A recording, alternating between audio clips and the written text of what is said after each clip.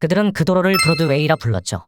넓은 길이란 뜻의 이 길은 현재 뉴욕시 맨해튼의 브로드웨이로 여전히 존재하고 있습니다. 뽀 선생의 넓고 얕은 지식, 지금 시작합니다.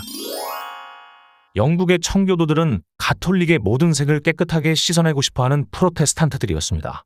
그래서 그들은 영국의 국교회에 속하지 않고 자기들만의 방식으로 예배를 드렸어요. 그래서 영국 사람들은 그들을 분리파라고 불렀습니다. 이렇게 자신들만의 신앙과 예배 방식을 고수했던 프로테스탄트들이 어떻게 북아메리카에 정착하게 되었는지 알아보겠습니다. 영국의 제임스 국왕은 청교도들을 인정했나요? 영국의 제임스 국왕은 분리파들을 차별하는 법을 많이 만들었습니다. 분리파 신자들에게 세금을 많이 내게 하기도 하고 교회 건물을 사용하지 못하게 하기도 했죠. 그래서 그들은 헛간이나 마구간에서 예배를 드려야 했어요. 사실 기회만 생긴다면 분리파들을 체포하고 감옥에 가두는 것은 시간 문제로 보였습니다. 그래서 그들은 프로테스탄트들이 자유롭게 예배할 수 있는 곳으로 떠나고 싶어 했습니다. 처음에는 북해를 건너 네덜란드로 가게 됩니다. 그곳에서는 프로테스탄트들을 차별하지 않았기 때문인데요. 그곳에서 자유로운 그들만의 예배는 가능했지만 그들 자신의 문화는 점점 잊혀져 갔습니다. 청교도 신도였던 브래드퍼드는 신앙과 함께 자신들의 문화를 지키고 싶었어요. 자신의 자녀가 네덜란드 말을 쓰고 네덜란드 사람이 되는 것은 원치 않았죠. 그래서 다시 떠나기로 결심합니다. 영국으로 돌아간 그는 떠날 수 있는 돈도 마련하고 사람들을 모아 메이플라워호라는 배를 타고 북아메리카로 떠났습니다. 메이플라워호에 탄 모든 사람들을 필그림이라고 불러요. 필그림은 순례자들이란 뜻으로 자신의 신앙을 지킬 수 있는 곳을 찾기 위해 순례를 떠난 사람들이었기 때문이에요. 신앙을 지키기 위해 메이플라워를 타고 순례를 떠난 청교도들의 용기가 대단하네요. 새로운 터전을 발견하고 그들은 메이플라워 서약을 만들었습니다. 이 협의는 그들이 모두 합의해서 정했고 그것을 지키기로 맹세했죠. 하지만 새로운 땅에서의 적응은 쉽지 않았습니다. 많은 사람들이 생명을 잃었고 추위와 굶주림을 견뎌야 했습니다.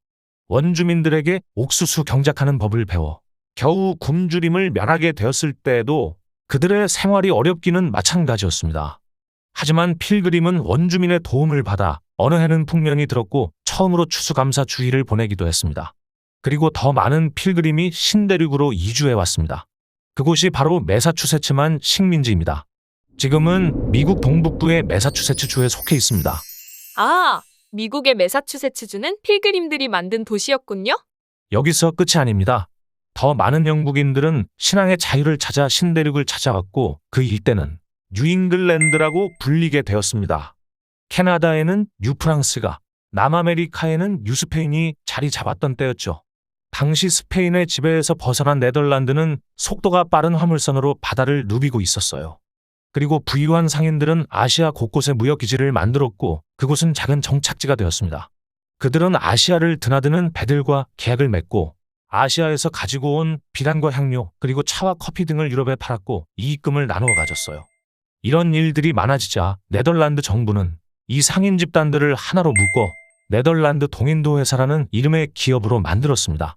이 회사의 이익으로 네덜란드는 곧 부자 나라가 되었어요. 암스테르담은 유럽에서 가장 바쁜 항구가 된 것이죠. 네덜란드는 세계 최고의 해상 무역국으로 발전했습니다. 네덜란드에서 지원을 받았던 탐험가 허드슨은 북서항로를 찾는 것에는 실패했지만 그가 탐사했던 이제는 허드슨 강이라고 불리는 그 강을 알려줬고 네덜란드 상선들이 그곳을 들락거리게 되었습니다. 그리고 그 일대는 어느 때부터 뉴네덜란드로 불리게 되었어요. 네덜란드 정부는 그곳에 네덜란드 서인도 회사를 세웠고 네덜란드 사람들을 그곳에 정착해 살게 했습니다. 당시에는 빠른 화물선이 많은 나라가 부자가 될 수 있었겠네요. 네덜란드 사람들은 맨하탄의 뉴암스테르담이라는 도시를 짓고자 했습니다.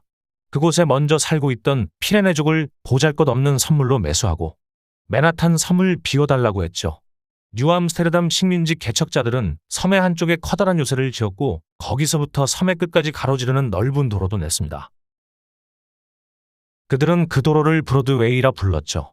넓은 길이란 뜻의 이 길은 현재 뉴욕시 맨해튼의 브로드웨이로 여전히 존재하고 있습니다. 브로드웨이, 네덜란드 사람들이 낸 길이었어요? 맞아요. 뉴암스테르담은 빠른 속도로 성장했고 전 세계의 상선들이 그곳으로 몰려 들어왔습니다. 그런데 네덜란드 식민지 주위에는 온통 영국 식민지들이 있었습니다. 영국은 네덜란드의 영역까지도 넘봤고 결국 네덜란드의 식민지를 차지하기 위해 쳐들어왔습니다. 영국은 정말 욕심쟁이! 당시 힘있는 서구 세력들은 모두 욕심쟁이였죠. 그 무렵 영국에서는 제임스 국왕이 죽고 찰스 2세가 왕이 되었습니다. 그는 뉴네덜란드의 영토는 그의 소유임을 선언했고 그곳을 그의 동생인 요크공에게 선물했습니다. 요크공은 전함들을 북아메리카로 보내 그곳을 포위했어요. 뉴암스테르담 사람들은 항복할 수밖에 없었습니다. 영국인들이 그곳을 차지했고 요크공의 이름을 따서 그곳은 뉴욕이라고 부르게 되었습니다. 그곳에 살던 사람들은 영국 시민이 된다는 조건으로 집과 재산을 보호해 주기로 했어요. 뉴욕시에 있는 월스트리트는 네덜란드가 뉴암스테르담을 지키기 위해 쌓았던 높은 담이었습니다. 미국의 중심부에 네덜란드의 흔적이 이렇게나 많은 줄은 몰랐어요. 영국의 청교도들은 신앙을 위해, 서구의 열강들은 식민지 건설을 위해 각자의 꿈은 달랐지만 그 꿈을 찾아 새로운 땅으로, 그렇게 그들은 북아메리카를 향해 나아갔어요.